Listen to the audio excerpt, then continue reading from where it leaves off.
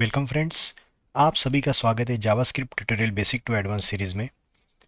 आज का हमारा टॉपिक है कंपैरिजन एंड लॉजिकल ऑपरेटर्स। जैसे कि हमने लास्ट वीडियो में देखा था arithmetic operators and assignment operators, तो आज हम कवर करने वाले हैं रिलेशनल ऑपरेटर मतलब कंपैरिजन ऑपरेटर और लॉजिकल ऑपरेटर्स।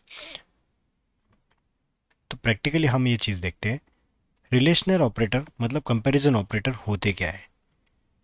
जब भी आप दो चीज़ों को कंपेयर करना चाहो, दो वेरिएबल्स को या फिर दो वैल्यूज़ को अगर कंपेयर करना चाहो, उनमें अगर रिलेशन आप फाइंड इट आउट करना चाहते हो तो वो कहलाता है कंपैरिजन ऑपरेटर के थ्रू या फिर रिलेशनल ऑपरेटर के थ्रू।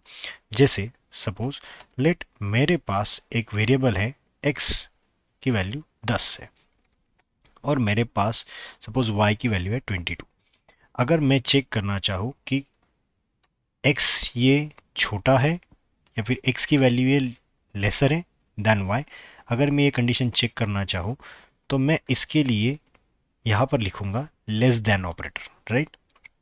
और मैं अगर इसको रिफ्रेश करूँ तो आपको देख पाओगे 10 ये वैल्यू 22 से छोटी है, तो यस इसका आंसर आएगा ट्रू। आपको हमेशा इसमें वैल्यू आएगी बुलियन फॉर्मेट में, राइट। तो आप ये चीज़ ऐसे भी कर सकते हो कि मैं चेक करना चाहता हूँ कि x की वैल्यू ग्रेटर देन y है क्या। अगर ग्रेटर देन y है तो वैल्यू रिटर्न करेगा ट्रू, अगर ये ग्रेटर देन y नहीं है तो ये वैल्यू रिटर्न करेगा फॉल्स। जैसे कि मैं अभी रिफ्रेश करूँ तो देखिए x की वैल्यू छोटी है 22 से, मतलब 10 की वैल्यू छोटी है 22 से, इसीलिए आपको ट्रू मिल रहा है। बट वही वैल्यू अगर मैं चेक करूँ 10 वैल्यू ये ग्रेटर देन 22 है क्या, नहीं, ये 10 वैल्यू 22 से बड़ी नहीं हो सकती, तो इसीलिए उसको रिटर्न कर रहा है फॉल्स। इसी चीज़ को अगर मैं ऐसे लिखूं कि लेस देन इक्वल टू, मैं चेक करना चाहता हूँ कि 10 ये वैल्यू 22 से छोटी या इसके बराबर है क्या। अगर आप चेक करोगे तो 10 ये वैल्यू 22 से छोटी है, इक्वल्स नहीं है बट छोटी है, तो ये इसीलिए आपको हमेशा रिटर्न करेगा ट्रू, क्योंकि एक कंडीशन ये सर्टिफाइड कर रहा है लेस देन और इक्वल टू, राइट। इसका प्रोनाउंसिएशन ऐसा होता है x इज लेस देन और इक्वल टू, x की वैल्यू y से छोटी या बराबर है या नहीं, ये चेक करने के लिए ये ऑपरेटर यूज किया जाता है। सेम तरीके से अगर मैं चेक करूं x की वैल्यू ग्रेटर देन और इक्वल टू y है या नहीं, मतलब 10 ये वैल्यू y से बड़ी है या फिर दोनों इक्वल है या नहीं, तो ये कंडीशन पे ये दोनों फॉल्स होने वाली है, क्योंकि 10 ये वैल्यू ना कि 22 से बड़ी है या ना 22 के बराबर है, राइट। तो समझ पा रहे हो, इसीलिए आपको वैल्यू मिल रही है फॉल्स। अब इम्पॉर्टेंट चीज़ जो आपको इंटरव्यू में मोस्ट ऑफ द टाइम पूछी जाती है वो मतलब होता है double equals to and triple equals to का डिफरेंस क्या है, राइट। तो थोड़ा ध्यान देकर देखिए, अगर मैं डबल इक्वल्स टू लिखूं, राइट, मतलब मैं अगर लिख दूं console dot log x equals to y, तो हमेशा ये चीज़ आपको स्ट्रिक्ट कंपैरिजन करवाता है। सॉरी, ये आपको स्ट्रिक्ट कंपैरिजन नहीं करवाता, स्ट्रिक्ट इक्वेलिटी नहीं है, नॉट अ स्ट्रिक्ट इक्वेलिटी। मतलब स्ट्रिक्ट इक्वेलिटी का मतलब समझाता हूँ, अगर मैं x की वैल्यू y की वैल्यू से चेक कर रहा हूँ कि दोनों इक्वल है क्या, अभी फिलहाल 10 और 22 वैल्यू होने की वजह से आपको ये हमेशा फॉल्स दे रहा है, राइट। बट मैं अगर सपोज इसके लिए x की वैल्यू मैं यहाँ पर लिख देता हूँ 10 और y की वैल्यू लिख देता हूँ स्ट्रिंग फॉर्मेटेड में 10, तो आपको इसका डिफरेंस यहाँ पे पता चलेगा। देखो, जैसे मैंने ये दोनों चीज़ें इक्वल्स टू लिखी, पहले तो मैं यहाँ से स्टार्ट कर देता हूँ। 10 ये वैल्यू छोटी है y से, मतलब 10 ये स्ट्रिंग फॉर्मेटेड 10 से छोटी है या नहीं। जब ऐसी सिचुएशन आती है तो आपका जावास्क्रिप्ट ये ऑटोमेटिक इसको टाइप कन्वर्जन करेगा स्ट्रिंग से लेकर आपका नंबर में। तो 10 ये वैल्यू 10 मतलब जो कन्वर्टेड वैल्यू रहेगी उससे छोटी है क्या? तो आप बोलोगे कि नहीं, 10 ये वैल्यू 10 से छोटी नहीं होती, इसीलिए आपको मिल रहा है फॉल्स। सेम, अगर 10 ये वैल्यू 10 से बड़ी है तो आपको मिल रहा है फॉल्स। बट जो कि मैंने कहा था 10 ये वैल्यू लेस देन 10 और इक्वल टू 10 होनी चाहिए, तो हाँ, ये वैल्यू कन्वर्ट करने के बाद, क्योंकि कंपैरिजन नंबर और स्ट्रिंग का नहीं होता, जब ये ऑपरेटर हम यूज़ करते हैं तो ये बाय डिफ़ॉल्ट कन्वर्ट करते हैं, या आप बोलोगे उसको टाइप कन्वर्जन ऑटोमेटिक होता है।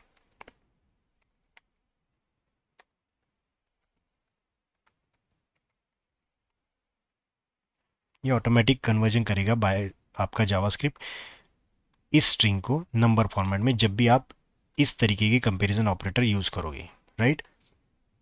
तो x की वैल्यू थी number format integer, number formatted 10, और y की वैल्यू थी स्ट्रिंग फॉर्मेटेड 10, जो कि कन्वर्ट करके मिली स्ट्रिंग की नंबर में।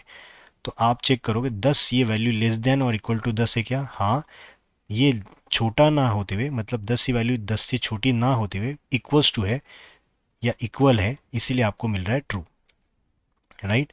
सेम, 10 ये वैल्यू 10 से बड़ी तो नहीं बट इक्वल है, इसीलिए आपको मिल रहा है ट्रू। अब आते हैं यहाँ पर, दोनों की वैल्यू जब आप डबल इक्वल्स टू करो, जैसे कि मैंने कहा था टाइप कन्वर्जन डन ऑटोमेटिकली, तो ये y की वैल्यू 10 स्ट्रिंग फॉर्मेटेड वाली कन्वर्ट की जाएगी नंबर में, और ये कंपैरिजन चेक हो जाएगा। तो 10 ये वैल्यू इक्वल्स टू y है क्या? मतलब 10 ये वैल्यू 10 के बराबर है क्या? तो हाँ, 10 ये वैल्यू 10 के बराबर होती है, इसीलिए आपको मिलता है ट्रू। बट बट अगर मैं इसी चीज़ को ऐसे लिखूँ, मैं इसको लिख दूँ ट्रिपल इक्वल्स टू, आपके अदर लैंग्वेजेस में आपको ट्रिपल इक्वल्स टू कहीं पे नहीं मिलेगा, लेकिन जावास्क्रिप्ट में आपको मिलता है ट्रिपल इक्वल्स टू भी। तो जब ये सिनेरियो होता है तो ये होता है स्ट्रिक्ट इक्वालिटी। स्ट्रिक्ट इक्वालिटी का मतलब है आपका जो ऑटोमेटिक कन्वर्जन हो रहा है, इस ट्रिपल इक्वल्स टू में ये कन्वर्जन नहीं होने देगा। ये स्ट्रिक्ट अपना जो टाइप है वो उसी को कंपैरिजन में लाएगा, मतलब नंबर वाला कंपेयर होगा स्ट्रिंग फॉर्मेट के साथ। तो हमेशा याद रखना double equals to triple equals to में ये डिफरेंस है कि डबल इक्वल्स टू में ऑटो कन्वर्जन होता है या ऑटो टाइप का होता है, राइट? ऑटोमेटिकली टाइप कास्टिंग होती है, बट यही चीज़ ट्रिपल इक्वल्स टू के लिए टाइप कास्टिंग नहीं होती, ये अलाउ नहीं करता, इसीलिए आपको कहा जाता है स्ट्रिक्ट इक्वालिटी। ये स्ट्रिक्टली अपना टाइप चेक करेगा। तो आप बताओ, ये x की वैल्यू है नंबर फॉर्मेटेड और y की वैल्यू है स्ट्रिंग फॉर्मेटेड, ये दोनों जब कंपैरिजन के लिए आएंगे तो आप पहले ही बताओगे कि नंबर कभी भी स्ट्रिंग के साथ कंपेयर नहीं होता। इसलिए देखो, मैं जब भी इसको रिफ्रेश करूंगा तो देखो आपको लास्ट वैल्यू क्या मिली? फॉल्स। नंबर उसके अंदर दोनों भी सेम हो बट फॉर्मेट ही अलग है, इसीलिए आपको ये कन्वर्ट करने नहीं देता। डबल इक्वल्स टू कन्वर्ट करने देता है, ट्रिपल इक्वल्स टू कन्वर्ट नहीं करने देता, इसलिए आपका number not equals to string, इसलिए आपको वैल्यू आती है या आंसर आता है फॉल्स, राइट? ये आपको जानबूझकर आपका इंटरव्यूअर पूछेगा इंटरव्यू के वक्त कि double equals to triple equals to में डिफरेंस क्या है, तो आपको बताना है कि double equals to is use for not type strict equality, मतलब आपका कन्वर्जन हो सकता है ऑटोमेटिकली टाइप कास्टिंग बाद बैकग्राउंड में, बट जब भी आप ट्रिपल इक्वल्स टू यूज़ करते हैं तो स्ट्रिक्ट इक्वालिटी के फॉर्म में यूज़ किया जाता है, जिसमें आपका कन्वर्जन नहीं होता, टाइप कास्टिंग नहीं होती, वो स्ट्रिक्टली जो टाइप दिया गया है उसी को मैच करता है। अगर टाइप मैच होता है देन उसकी वैल्यू को मैच करेगा। मतलब इसमें क्या होता है, इसमें पहले टाइप मैच करोगे, type matching is done in strictly and then value matching, right?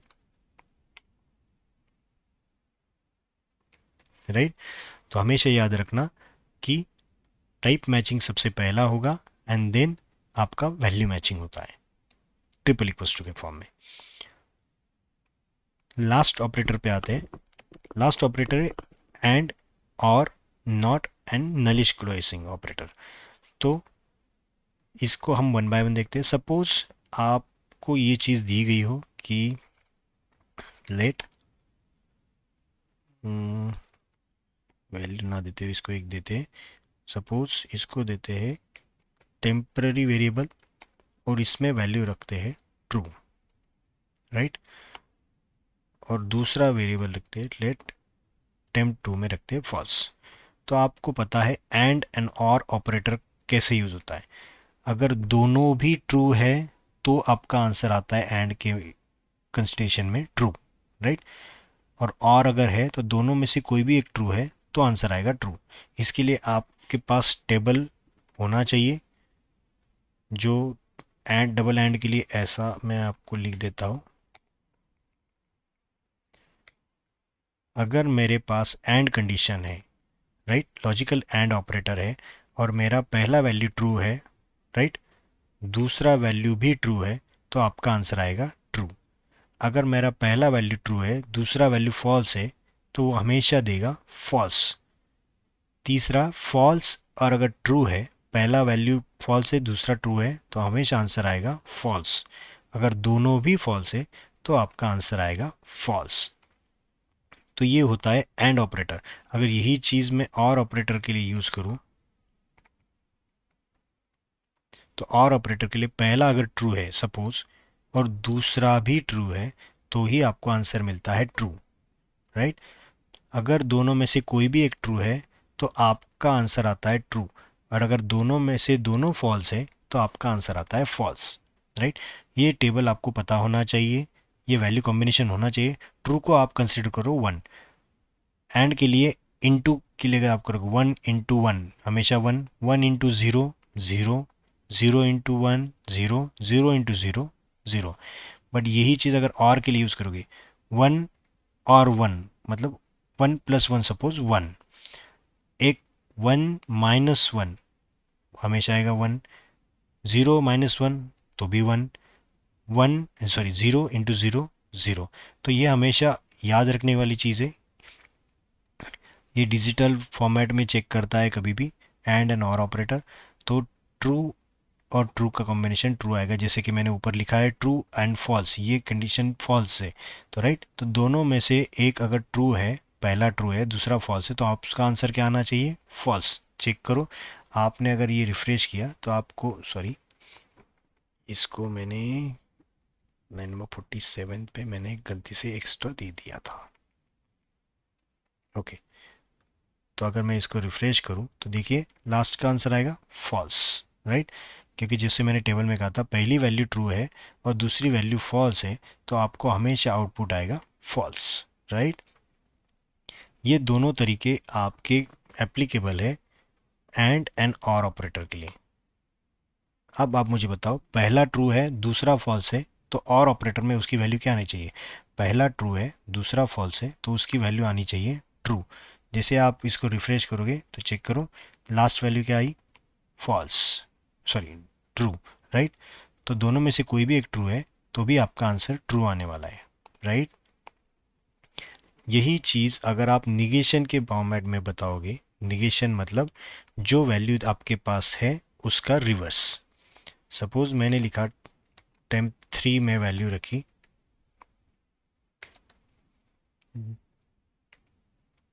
True, right.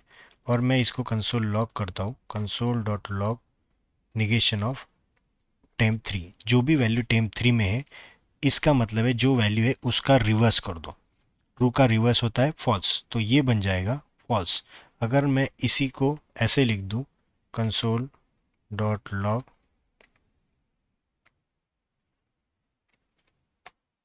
Double not, मतलब दो बार मैं अगर नॉट का सिंबल लिखूं तो ये होता है कन्वर्जन इन बुलियन, राइट। मतलब इसका पहले एक बार निगेशन करो वापस निगेशन करो, नॉट नॉट दो टाइम नॉट करो, ट्रू का बन जाएगा फॉल्स, फॉल्स का अगेन बन जाएगा ट्रू। तो जब भी ऐसी सिचुएशन आएगी तो याद रखना ये हमेशा यूज़ किया जाता है बुलियन कन्वर्जन के लिए। आपको इसका मैं एग्जांपल और देता हूँ।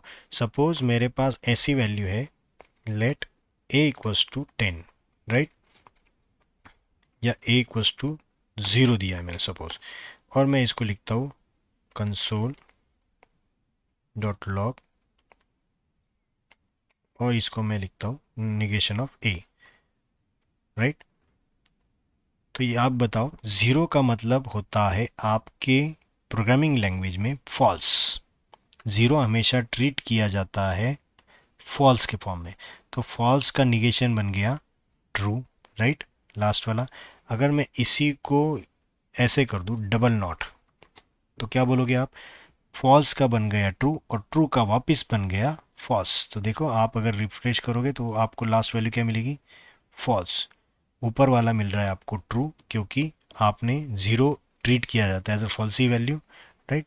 और यहाँ पर आपको ज़ीरो फॉल्सी वैल्यू होने के बाद इसका डबल निगेशन आपको कन्वर्ट करेगा ट्रू वैल्यू, राइट। समझ पा रहे हो? अब आते हैं लास्ट ऑपरेटर पे, जिसे कहा जाता है नलिश कोएल्सिंग ऑपरेटर। नलिश कोएल्सिंग ऑपरेटर के लिए आपको बहुत सारे इंटरव्यूज़ में इसके ऊपर आपको क्वेश्चनिंग हो सकती है कि डबल क्वेश्चन मार्क ये ऑपरेटर होता क्या है, या फिर नलिश कोएल्सिंग ऑपरेटर होता क्या है। तो इसको थोड़ा ध्यान से देखना। जब भी आप नलिश कोएल्सिंग ऑपरेटर देखते हो तो ये यूज़ किया जाता है चेक करने के लिए कि वैल्यू नल है या अनडिफाइन है। अगर वैल्यू नल या अनडिफाइन है तो फिर आपको ये ऑपरेटर यूज़ करने में आसानी हो जाएगी। सपोज मेरे पास एक वैल्यू है let b equals to null, right, और मैं ऐसा लिखता हूँ कंसोल डॉट लॉग, राइट, मैं ऐसा लिख देता हूँ कि b की वैल्यू नल है, तो आपको इसमें से क्या आउटपुट आएगा, राइट, इसमें से क्या आउटपुट आएगा। तो जैसे देखो आपको इसका आउटपुट मिल रहा है हेलो। क्यों मिल रहा है हेलो? क्योंकि नलिश कोएलेसिंग हमेशा चेक करता है अपने लेफ्ट हैंड साइड में, मतलब डबल क्वेश्चन मार्क इस ऑपरेटर को कहा जाता है नलिश कोएलेसिंग ऑपरेटर। इसके लेफ्ट हैंड साइड में अगर वैल्यू नल या अनडिफाइन है तो वो राइट हैंड साइड में जो भी कुछ आप दोगे वो वैल्यू एज ए प्रिंट करेगा, या फिर वो वैल्यू असाइन करेगा, राइट। तो मेरे पास बी की वैल्यू थी नल, इसलिए उसने प्रिंट किया हेलो। अगर यही चीज़ मैं ऐसे लिख दूँ कंसोल डॉट लॉग, राइट, और यहाँ पे लिख देता हूँ undefine question mark bye, right.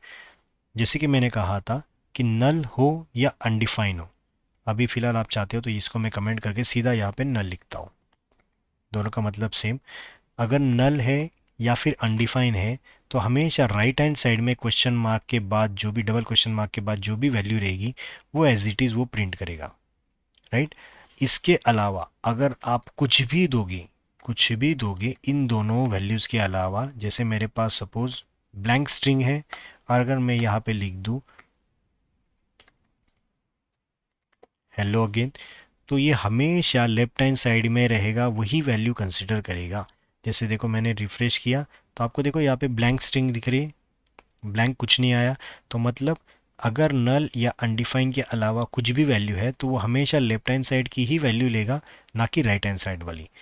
आपको अगर इसको मैं वापस ऐसे लिखूँ, इसको मैं लिखता हूँ स्पेस के साथ, राइट, तो भी आप देखो यहाँ पर क्या करेगा ये, इसने स्पेस वाला वैल्यू लिया।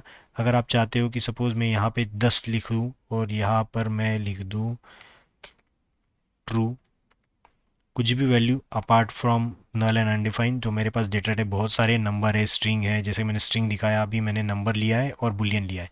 जैसे मैं इसको रिफ्रेश करता हूँ तो आप देखो नल या अनडिफाइन ना होने के वजह से लेफ्ट हैंड साइड में डबल क्वेश्चन मार्क की जो भी वैल्यू रहेगी वो एज इट इज़ वो लेगा। जैसे मैंने लिखा था 10 नंबर फॉर्मेट में, वो एज इट इज़ लिया, बुलियन लिया तो वो भी उसने एज इट इज़ लिया, राइट। जब भी आपका डबल क्वेश्चन मार्क के बाद या डबल क्वेश्चन मार्क के पहले नल अगर अनडिफाइन आता है तो ही वो राइट हैंड साइड वाली वैल्यू लेगा। समझ पा रहे हो आप? तो इसे कहा जाता है नलिश कोइंसिंग ऑपरेटर, और ये हमेशा यूज़ किया जाता है चेक करने के लिए, to check value is null और अनडिफाइन, राइट। आपको अगर ऐसा सिनेरियो है कि किसी वैल्यू को अगर नल और अनडिफाइन होती है तो कोई दूसरी वैल्यू आपको यूज़ करनी हो, बट अगर नल और अनडिफाइन ना हो तो जो वैल्यू आएगी वही अगर आपको यूज़ करनी है, तो उस सिचुएशन पे आपको यूज़ करना है नलिश कोएल्सिंग ऑपरेटर, जो कि बहुत बार आपके प्रोजेक्ट पे काम में आ सकता है, राइट। तो आज के लिए इतना ही, जिसमें हमने देखे ये चारों ऑपरेटर: एरिथमेटिक, असाइनमेंट, रिलेशनल मतलब comparison operator and logical operator. आपको इसके बारे में अगर कुछ और जानकारी चाहिए तो आप मुझे इसी वीडियो के कमेंट्स में आप क्वेश्चन पुटअप कर सकते हो, या फिर आपके थॉट्स पुटअप कर सकते हो, जिसका मैं ज़रूर ट्राई करूँगा कि आपको आंसर दिया जाए। तो ये वीडियो अगर आपको पसंद आता है तो प्लीज़ लाइक, सब्सक्राइब और शेयर ज़रूर कीजिएगा, जिससे मुझे मोटिवेशन मिलेगा और आपके फ्रेंड्स को या कलीग्स को इसका बेनिफिट हो सकता है। हाँ, तो आज के लिए इतना ही। Thank you.